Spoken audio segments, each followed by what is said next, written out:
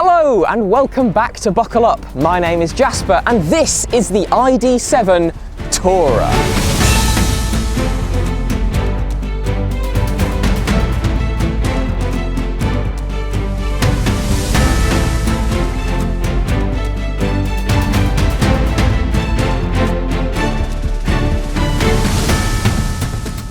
I have previously reviewed the ID.7, but it is now available as an estate, and that means it's very exciting. So at the front, surprise, surprise, it looks like both the ID.7 and most VW products. You've got IQ lights with a large light bar across them, and that light bar extends all the way across the front of the vehicle and includes a light-up VW badge. The rest of the styling is quite safe, quite streamlined. This car has a drag coefficient of 0.25 CD, which is pretty good, and you've got some quite nice bits of gloss black plastic in your bumper, elements of safe, quite sleek and stylish sculpting, and I think it looks quite good, very clean. Around at the side we've got quite a few nice bits of styling. You've got these lovely 20-inch diamond cut fronted alloy wheels. They look great, but they also look very curbable. You've got quite nice flowing lines along the side of the car, black door mirrors with integrated cameras. The whole roof section is black and includes black roof rails. You've got this gorgeous sculpted, swooping gloss black element down the side of the car. That looks really tasteful. The door handles don't lift up, but they are electronic releases, so the handle itself stays where it is. You just push a button on the underside, quite streamlined. Your charging flap opens really weirdly. I was not expecting this. It flips upwards. I like it, but it was not what I was expecting. The ID.7 Tourer can charge up to 200 kilowatts, and that means you can do a charge to 80% in about 26 minutes. And then round here at the back, you can see what is a very classic but streamlined proportion of a traditional estate, which I really like. You've got the ID light bar across the back of the vehicle, looks really good. Your VW badge here also lights up. Below your number plate, you've got the ID.7 script in the boot, a very prominent rear bumper with a lovely gloss black element across it. And I do think the back of this car just looks really good. The dark glass that sits above your bodywork, it's almost got a kind of two-tone effect. If we pop open this boot, which is electronic, you're greeted with a fantastically good estate capacity of 605 litres with the rear seats in place, and if you fold those down you get 1,948 litres of space, which is quite frankly an obscene amount of space to have in a car like this. Really appreciate it though. And the boot itself is also great. You've got a completely flat loading floor, but you do have a false floor and you can store some stuff under there like charging cables. You've got a cubby down on this side. You've got a net, well actually double a net. She's over here. It's one that you can put stuff in between, and then you've got a bit of a storage cubby over there. There are hooks around the boot, some luggage tie-down points, levers to fold the rear seats, and some carrier bag hooks as well. I also really like this style of load cover, which clicks into place, and if you tap it, it moves back. So it makes loading things into the boot very easy. You do also have through loading in that central seat. Right, the rear seats of the ID.7, I'd say they're actually the place to be. The car itself is 4.9 metres long, but VW have put that length to good use because where it really matters, you have loads of space in here. Massive boot, massive spacious back seats. Back here it's really nice. I've got acres of leg room. That seat is in my own driver's position, but if Rob were driving, I'd still have knee room. I've got a reasonable amount of headroom. There is a panoramic sunroof and the ledge that's around that does eat into it a little bit, but I'm still more than comfortable back here. The materials are really nice. I've got Alcantara on the seat bases, mixture of leather and some lovely contrast stitching around there. In the centre, I've got an armrest. These seats are a 60/40 folding design, and you've also got through loading here. So that's very handy if you've got some long items to carry. Very comfortable, great materials, and the door cards are good as well. You've got some vaguely soft touch elements at the top of them, this lovely bit of integrated LED ambient lighting, soft touch Alcantara around the main section of the door card, and a felt lined cup holder down here.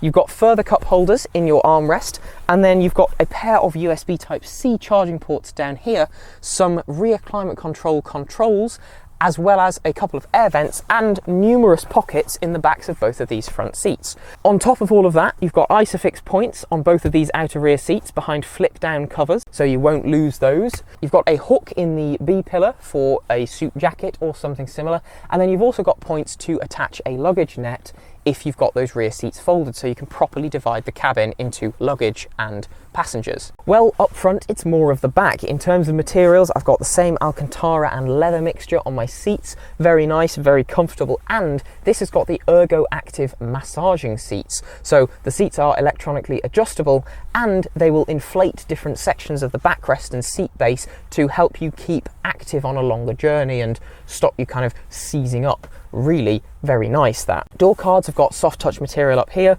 lovely LED ambient lighting, and that lovely material kind of flows across the dashboard. It's a very nice cohesive design in here. Down here I've got felt lined door pockets as well. They will take a massive bottle of water. You've also got a pair of cup holders in the center here, which you can cover over with your lovely rubberized storage lid. There's space to charge your phone down here, space for other bits and pieces, and then you've got a double door opening armrest, which has got a massive storage cubby inside it. There's also a little removable tray, so you've got a few different levels of storage in there. That's good. The glove box is not. It's an ID product, so it means that it's essentially tiny, which is a bit unfortunate, but that is a small compromise to make. And you've got storage underneath the center console, so while that is poor, you do kind of get it made up to you in the rest of the interior. The infotainment screen is a massive 15-inch display. It kind of works, it looks great, the graphics are really crisp and clear, the system's pretty slick, and yes, all of your climate controls are in a bar along the bottom of it, but you do have touch sensitive sliding controls that do at least light up underneath that, so it's relatively easy to use, but it's still not as good as having actual climate controls. When you come over to the steering wheel, you've got a load of capacitive touch buttons on that as well. Again, proper buttons please, VW, but they're okay, you can use them. They're just not as nice as having proper buttons. They do look very good though. This is the ID system, so there's no real ignition for this car, you just kind of get in it and go. You've got your gear selector on the right hand stalk, and then all of your wipers and indicators are on the left hand stalk, but your light controls are in a little panel over on the dashboard here. There's a tiny, and I mean tiny, little display in the dashboard for the driver, and that's because most of your information is projected in a massive heads-up display onto the windscreen. It's a very modern cabin, very fresh, very classic styled lines though, and I do really appreciate that. It does look and feel very good in here, so let's see if the driving experience matches up. So, driving the ID.7 Tourer. This is the match specification, which aims to give you quite a lot of value for money, and it certainly seems like it. This has a single motor rear wheel drive setup. It's got 286 PS at its peak and 545 Newton meters of torque, which are both pretty good numbers. It'll do 0 to 62 miles an hour in 6.7 seconds, and in theory, with this battery pack, which has a usable capacity of 86 kilowatt hours, if you do 4.4 miles per kilowatt hour, WLTP figures say you will get 424 miles of range. When it comes to how it drives, it's a car that is very much set up for comfort.